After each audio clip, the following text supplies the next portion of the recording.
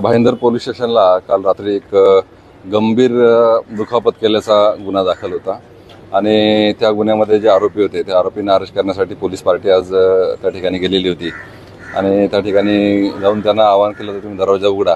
आरोपींनी दरवाजा उघडत नव्हते. त्यानंतर पोलिसांनी त्यांना सांगितलं, परंतु त्यांनी काही कॉपरेट केलं नाही. पोलिसांनी मध्ये घुसण्याचा प्रयत्न केला. त्यावेळेस आरोपींनी त्यांच्यावर गरम पाणी जे आहे त्यांच्या अंगावर फेकलं. त्यात आमचे एक अधिकारी आणि 5 कर्मचारी जखमी झालेले आहेत. त्यांच्यावर वैद्यकीय उपचार सुरू आहे.